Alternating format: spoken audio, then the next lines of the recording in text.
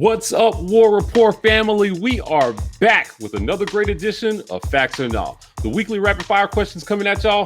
Fellas, y'all ready to do this? Yeah. Yes, sir. Facts or Nah. Auburn's defense finishes in the top half of the SEC in third down defense this year. Fellas, what do we think? I'm going to say facts.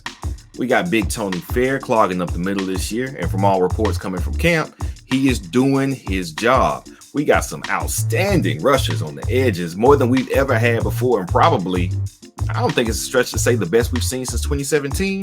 When you can get guys off the field in a pass-happy league now, I think that's a recipe for being great on third down on defense. So I'm going to say facts. Top 6 in the league. I'm going to go facts here as well. Derek Mason likes to stop the run. That's one of the things he prides himself on. And in fact, this defense is tailored for that. As B mentioned, we got Tony Fair clogging up the middle. And I think the key to us improving this year on third down will be how we handle first and second down. Too often last year, we found ourselves losing first and second down, giving the opposing offenses a manageable third down. And I think this year, we'll put a stop to that. We have a lot of unproven talent up front, but talent nonetheless. And so I'm eager to see what Eason and Mason does with those guys. And I think they'll be the key. I think with all the experience we have on the back end of our defense, I see us actually winning third down more times often than not. And I think we do improve and end up in the top half of the SEC in third downs. Facts. I'm going big time facts on this one. But I have to state, we were dead last in the league in third down defense in 2020. And that was coming off a year where we were top 10 in the country in third down defense in 2019. So it's got to be facts because there's nowhere to go but up from last. So we're going to get better. But other than that, we've got lockdown corners. So one-dimensional offenses have limited options on third down against Auburn because you're not going to be able to throw the ball on us. And after you try to run the ball, we have the top returning tackler in the country, and Kobe McLean waiting on you. And we have a top 5 tackler in the SEC and Owen Pappo waiting on you at the second level. So there's nowhere to go. I've said it before. I'm going to say it again. This is going to be one of the best defenses in Auburn history this year. I'm going big time facts. We jump all the way up to top 3, if not first. Come at me. Let's go. All right, guys, facts or nah? Jarquez Hunter rushes for over 100 yards in at least 2 games this upcoming season. What are we thinking? Listen, I'm going facts on this one as well. I'm high on Jarquez Hunter. I think that he has a chance to leave Auburn as a top 3 running back in Auburn history. So I'm going to go with facts on this one. I think he overtakes Shivers for the number 2 spot before the end of the season anyway. He's squatting 600 pounds in the weight room. He's winning Ironmans of the week. His work ethic is unquestioned. I really think this kid has the talent to jump up in there. If Tank suffers an injury, you're gonna see him anyway. So I hope Tank doesn't get hurt. But if him or Shivers goes down, Jarquez is the next man up. I think it's facts. He will get 100 yards in just garbage time against 3 of the garbage teams that we play in the first 4 weeks. Facts. Mike, I will see your facts and go, nah, I don't see it. I'm sorry. And it's not that he doesn't have the talent. It's not that he may not have the opportunities, but we're kind of tuning out the fact that Sean Shivers is right there in the backfield. And I think what they want to do is make it a 1-2 punch. Shivers is a senior. He's also not new to the SEC. He's going to get the first pick of whatever snaps Tank doesn't get. And I think that's guaranteed, especially in the first month of the season when we do get those cupcake games. They're going to 1-2 punch it all the way down these people's throats. And Jarquez may get some snaps, but it's not going to be enough to see 100 2 times. So, nah. I hold a tiebreaker here. I'm going to go nah here as well. And I look at it this way. There's a couple of ways to look at it. Should Tank or Shivers get injured, of course, you can expect Jarquez Hunter to get enough carries. But I'm basing my answer on the fact that we actually keep those 2 guys healthy. In fact, I think our success offensively depends on Tank being healthy, backed up by Shivers. And I think those guys are going to get the bulk of carries. And even in garbage time with Jarquez Hunter, as talented as he is and the positive things we've heard, what kind of line is he going to be running behind in garbage time? So I'm not assuming that he's going to be running behind our first team should we be up ahead several scores on our opponent. So while I think he'll get some carries, he'll get some significant playing time. Hopefully he understands enough of the playbook to where he can be an every down back and they can put him out there in all situations. I'm not sure if he's actually going to get over 100 yards at least 2 times this upcoming season, but he is primed to be a special back for Auburn in the future. But for now, it's a nah for me. All right, fellas. Facts or no? Bo Nix will have less than 3 deep ball completions in the first 2 games this season. I'm going to go nah here. And he's going to have at least 3 deep ball completions. By that, we're not talking him throwing in a screen and the guy runs for 30 plus yards. Throwing downfield at least 30 yards, 25, 30 yards completion, deep ball down the field. I'm thinking he has to do that against Alabama State. He has to do that against Akron. Because if he can't do it against those 2 teams, how am I supposed to believe he can do that on the road against Penn State, on the road against LSU, or at home against Georgia? He has to do that to get some confidence in what he's doing. Also, the receivers are going to need those types of plays as well to build their confidence up. So for the sake of this offense being successful, and no stats to back this up, so I'm going nah.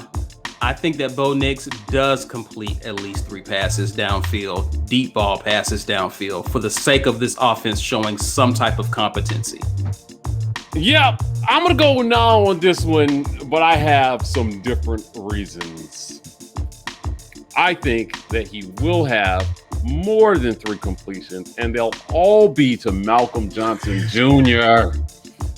He is going to be our deep threat this year. Reports coming out of fall camp early is that he's running with the 1, so he's primed to be this year's version of Anthony Schwartz, catching passes down the field. So look for Malcolm Johnson to get behind the defense. And I think Bo's going to take his shots. I think he wants to prove to everybody that he can throw the deep ball. I think that the coaches have worked hard on this because they know without a vertical passing game, it's going to be really hard to keep defenses honest. If you can't do it in the first 2 games against Cupcakes, you're not going to be able to do it all, like Caesar said. So I'm go wing now on this one.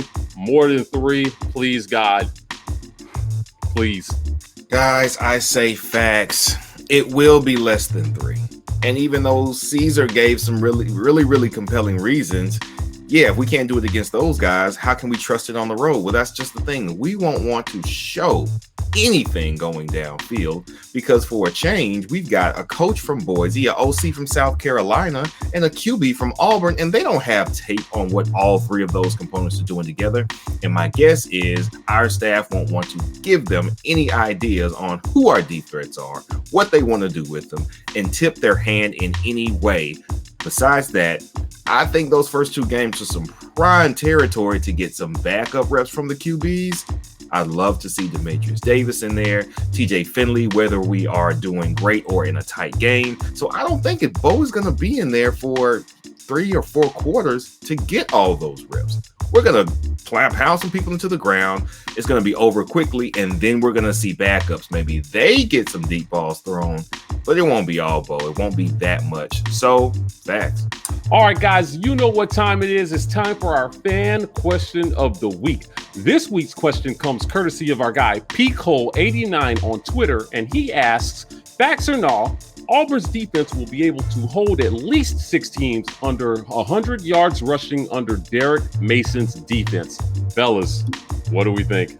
I'm going to go nah here. And you can still have a good night defensively against the run, even if you do give up over 100 yards rushing. So I'm not expecting Auburn to be gashed, but let's look at some of the teams that we could do this against. Akron, ASU, Georgia State, Mississippi State. They only even run the ball 5 times a game.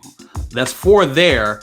But now you got to pick which of those SEC opponents, and some of these guys on our conference, on our schedule, have some pretty good running backs who ate up a lot of yards. It's going to be tough to hold those 2 teams under 100 yards.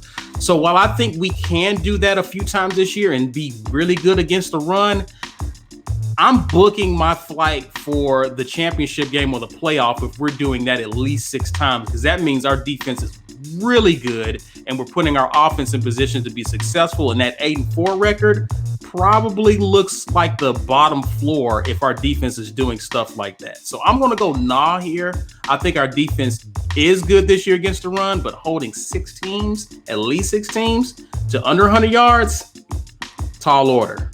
I'm going to say nah as well. Caesar went down the list. 4, sure. I can see 4. The other 2, that's tough, especially in a league where everybody wants to throw it anyway. So we're bound to give up some running yards just to keep people out of the end zone throwing it. It's going to be almost impossible to guarantee 6. I say 4, maybe 5, but nah, not 6. You guys know what time it is. Facts. Listen, Akron, nothing. Georgia State, nothing. Alabama State, nothing. South Carolina, we owe you, so nothing. Arkansas, not going to do it. Mississippi State, Mike Leach, all he does is throw the ball a million times a game. We're obviously going to hold them to less than 100 yards rushing. So I'm going facts on this one. I already told you guys this is going to be an all-time great Auburn defense. I'm not backing off that now. I think Derek Mason is going to have these boys ready to go. We have the 2 best tacklers in the SEC in Owen Pappo and Jacoby McClain, and we're going to have an improved defensive line with lockdown corners. There's going to be nowhere to go. Facts on this one, holding 6 teams to less than 100 this year. Get ready for the ride. I said it. Well, that's it. Another great edition of Facts or Nah. Listen, we want to hear from you. So if you want to have your question featured on this segment, please tweet at us at the War Rapport on Twitter, your question, and we'll put it up on the next segment.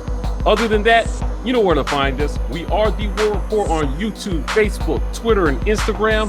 TW Rapport on TikTok. Gentlemen, we're signing off, and as always, War Eagle.